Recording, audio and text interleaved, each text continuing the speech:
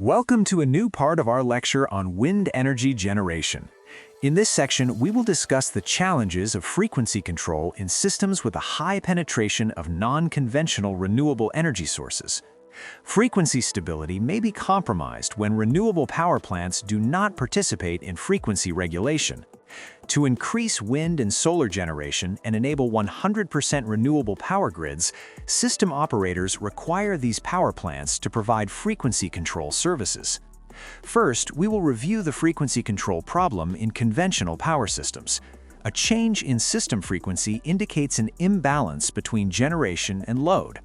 We will briefly explain the control actions that occur immediately and several minutes after a frequency disturbance. The immediate response of the system to a frequency disturbance is its inertial response. This involves the instantaneous release of the kinetic energy stored in the rotating masses of synchronous generators. For example, when the load suddenly increases, the additional consumption is immediately supplied by the kinetic energy of the rotating masses. Power systems with high inertia are less prone to sudden frequency changes. In contrast, low inertia systems experience a high rate of change of frequency and may trigger protective relays.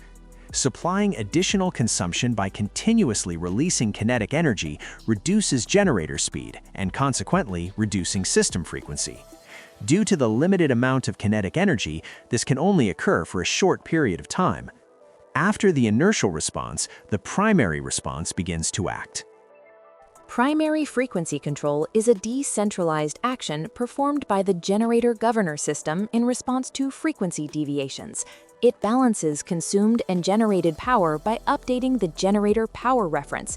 This stabilizes the system frequency at a new value. However, since primary frequency control uses proportional droop control, the frequency stabilizes but does not return to its nominal value. After the primary response, the secondary response restores the system frequency to its nominal value. This is achieved by adjusting the generator power set points. The secondary response also restores scheduled power exchanges between areas. A tertiary response is performed manually at the system operator's control center to re-establish pre-disturbance system conditions. These actions may include redispatching generation units using optimization tools. Spinning reserve is an ancillary service related to frequency control. Spinning reserve is the unused generation capacity that is synchronized with the grid and available for rapid dispatch. It provides fast backup in the event of a sudden imbalance between generation and load.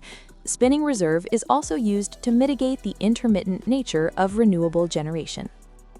A renewable power plant does not participate in frequency regulation unless its output power is related to the system frequency.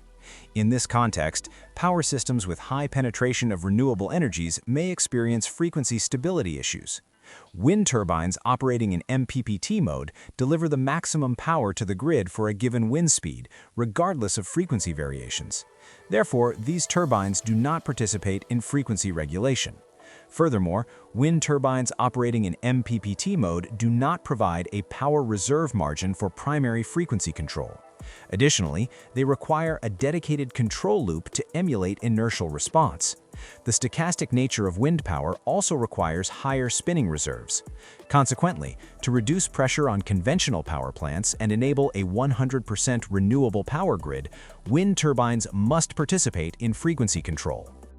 To this end, power system operators require renewable power plants operate under specific control modes and provide frequency support services. Depending on the power system condition, the operator may request that the renewable power plant manage its active power to provide one or more of the following services. Delta control. In this control mode, the wind turbine operates with a constant reserve margin of available wind power. This reserve margin can be expressed as a percentage or in megawatts. Balance control. In this mode, the wind turbine maintains the power output at a constant level regardless of variations in wind speed. Rate limitation.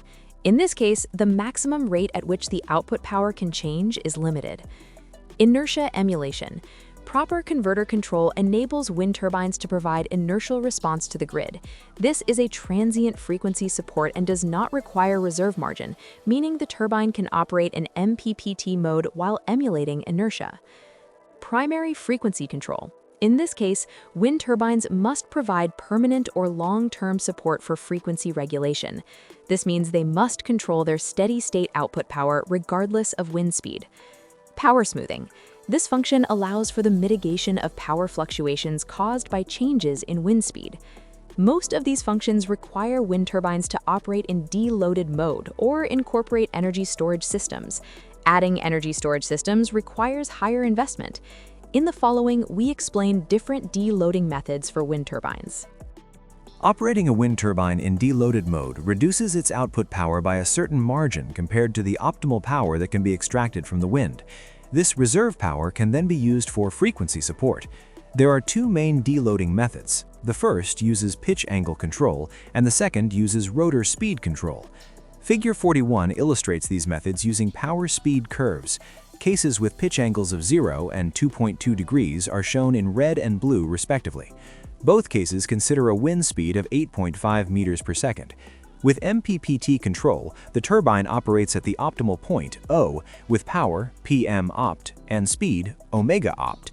In this example, to provide a power reserve of 15%, the turbine must operate at points A, B, or C. The first method controls the pitch angle while maintaining the rotor speed at the optimal value. In this case, the turbine operates at point A with a pitch angle of 2.2 degrees. The second method controls the rotor speed while maintaining a zero pitch angle. This method results in overspeed and underspeed options, which are indicated in Figure 41 by points B and C respectively. In practice, overspeed control is preferred over underspeed control. Underspeed operation leads to detrimental behavior of the wind turbine when providing frequency support. As shown in Figure 41, increasing the delivered power at point C first requires increasing the kinetic energy of the turbine by absorbing extra energy from the grid. This is contrary to the frequency support objective. For this reason, overspeed control is preferable for frequency support. Deloading methods based on pitch angle control and overspeed control will be referred to as PAC and OSC respectively. These methods have the following advantages and disadvantages. Pitch angle control is applicable in all wind speed conditions. However, its response speed is limited by the mechanical time constant of the pitch actuator, and frequent adjustments can increase stress and wear on the pitch mechanism. Overspeed control, on the other hand, has a fast response time because it is performed through power electronics control. However, wide rotor speed variations stress the drivetrain. Due to rotor speed limitations, overspeed control is only suitable for low and medium wind speeds. Consequently, it must be combined with pitch angle control to be applicable in the entire wind speed range. In the next video, we will continue discussing how wind turbines can participate in frequency regulation and explain how deloading methods are implemented in practice. Thank you very much, and follow us for more content like this.